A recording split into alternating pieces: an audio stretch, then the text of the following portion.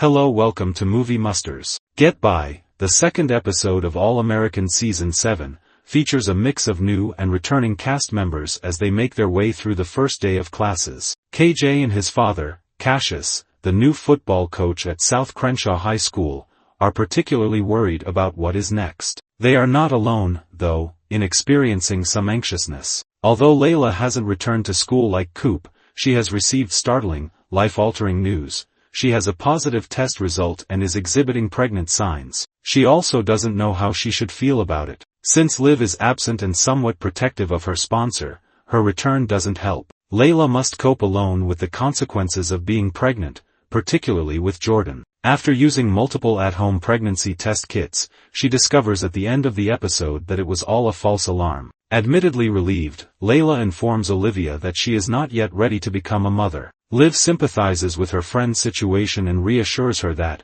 when it comes to important issues like having children, she just needs to follow her own schedule. When Layla first received a positive test, the chaos started. On his way to school, Coop stopped by to drop off a test kit as Kate and Liv were talking about the symptoms of pregnancy. Speculation was stoked when Layla took it and the results were positive. Layla tests for pregnancy, photo courtesy of the CW. But later that night, L. Grant, Liv's sponsor. However, she discovers at the conclusion of the episode that it's a false alarm after using multiple more at-home pregnancy test kits. Layla tells Olivia that she isn't ready to have a kid just yet, and she is genuinely relieved. Understanding her friend's situation, Liv comforts her by telling her that, when it comes to important things like having children, she just needs to follow her own schedule. When Layla's first test result was positive, the confusion started. Coop dropped off a test kit on his way to school, and she and Liv were talking about the signs of pregnancy. The results were positive when Layla took it, which fueled.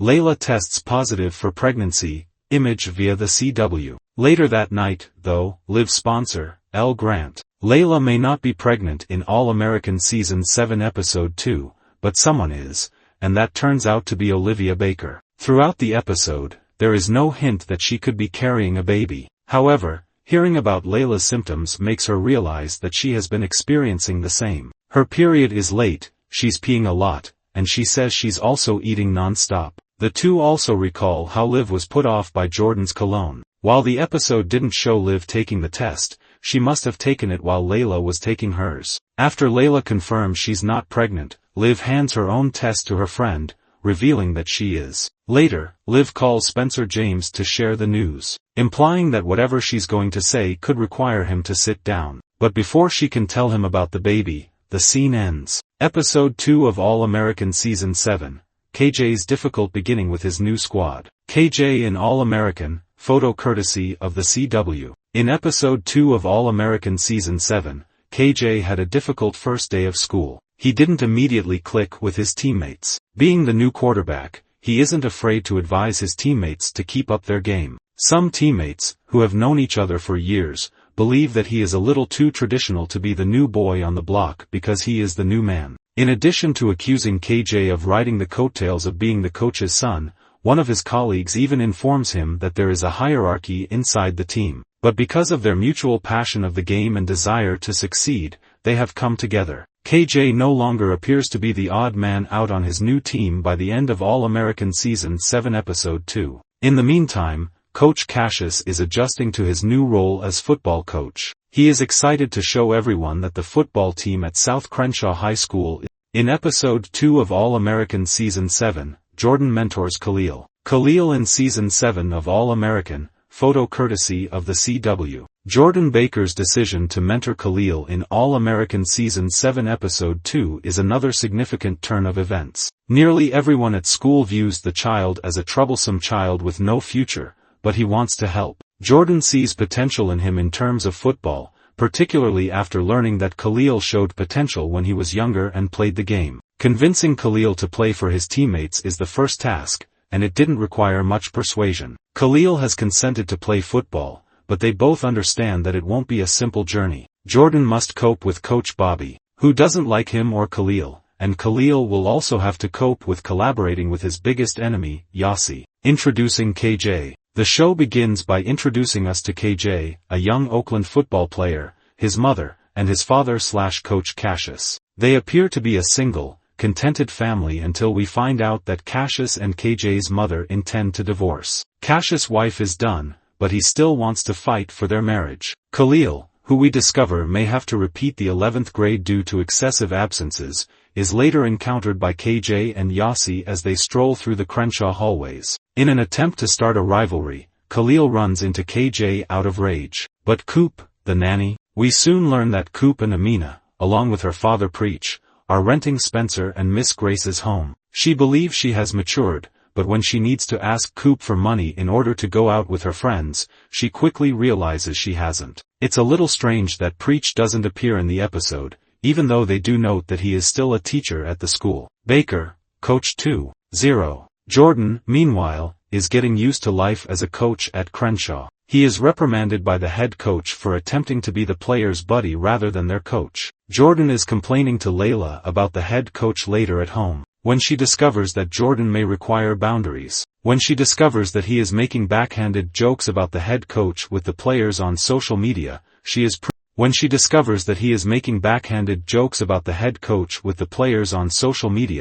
is proven correct. Jordan is seen dancing with the players in the locker room the following day. When he learns that his star quarterback, Yossi, skipped practice to go to the beach with KJ and a group of kids, including Amina, the fun and games are cut short. Have a beach party. Jordan tries to maintain his composure in front of his pals when he pulls up to the beach later to pick up Yossi. He refuses to get into the car with Jordan after playing an Instagram video of Jordan drinking during his playing days. Afterward, following a disagreement with Khalil, Amina chooses to kiss KJ in retaliation. Following their kiss, Khalil punches and checks KJ. Khalil's Crip friend draws his gun when KJ tries to defend himself. KJ chooses to go since he doesn't want to smoke. KJ is back at the hotel and eager to return to Oakland as soon as possible. His parents inform him before he can even get his bearings that they are divorcing, that Cassius has landed a coaching position in Los Angeles, and that he and Cassius would be relocating to Los Angeles while his mother remains in Oakland. Coop and Layla go out to drink. After accomplishing everything she could in music and the club,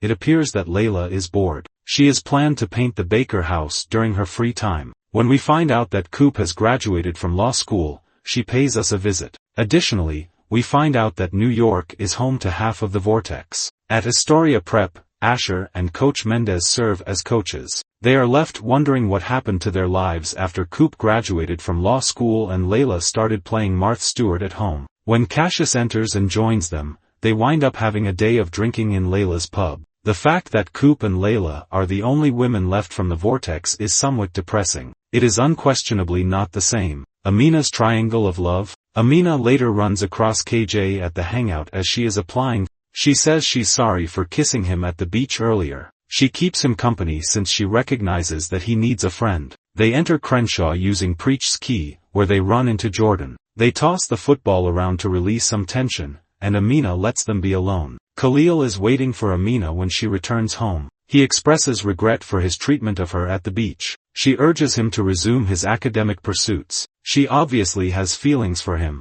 The triangle of love is in full swing. KJ meets with his parents in the interim to discuss their new situation. Jordan gains insight. Jordan receives a call from Spencer upon arriving home, reminding him of their beginnings, a dream and a coach who had faith in them. Jordan now has the opportunity to be that for the following generation. Following the opening scene at his and Grace's former home and the mention of Spencer contributing to and improving Crenshaw's gym, this is the third time that he is mentioned. To establish limits with his athletes, Jordan makes a new Instagram account and sets his own account to private. When the head coach of Crenshaw discovers, we find out that he has a valid reason for being harsh with Jordan. Additionally, we discover that Cassius is taking over as head coach at Beverly, establishing a rivalry between Crenshaw and Beverly that will last for a second generation. This was a wonderful episode all around. Although it seemed a little strange at first, they did a fantastic job of introducing the storylines and providing viewers with an incentive to watch next week.